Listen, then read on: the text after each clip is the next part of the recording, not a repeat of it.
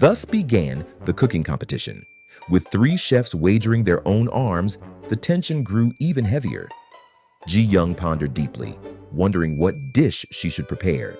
At that moment, the king's grandmother announced that today's cooking theme was filial piety, and the ingredients had to include fermented soybean paste and tofu. She instructed them to create a dish related to filial piety and rang the starting bell.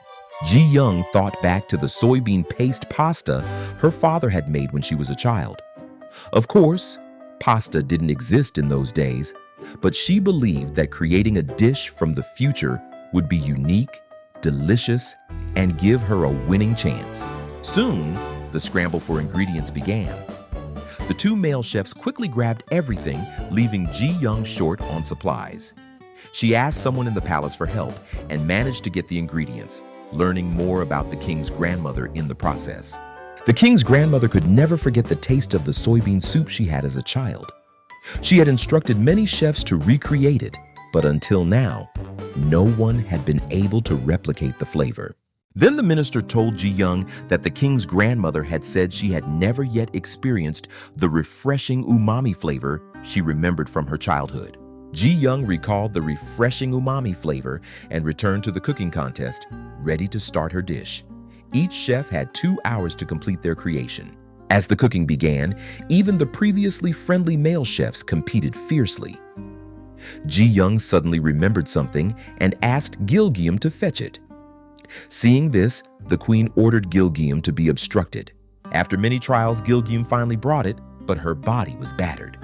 At last, the time was up, and each chef presented the dish they had prepared. The first male chef presented a dish called iomandu, a luxurious food enjoyed by kings and nobles of the time. Everyone praised it, but the king remarked that something was missing. The second chef presented yompotong, another high-class dish. Everyone praised it, but once again the king commented that it was slightly lacking. Finally, when people saw Ji Young's dish, they criticized it harshly without even tasting it, judging it by its poor appearance. However, the king insisted on tasting it first before giving any judgment. When the king's grandmother took a spoon, she found it tasted exactly like the dish her mother had prepared for her in childhood, bringing her to tears. The king was also amazed, captivated by the refreshing umami flavor he had never experienced before.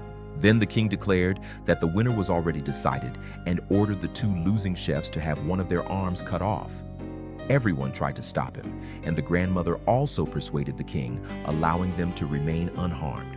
Thanks to Ji Young's logical and heartfelt plea, the 2 chefs who could have been harmed felt both apologetic and grateful toward her, and they reconciled, promising to do better in the future.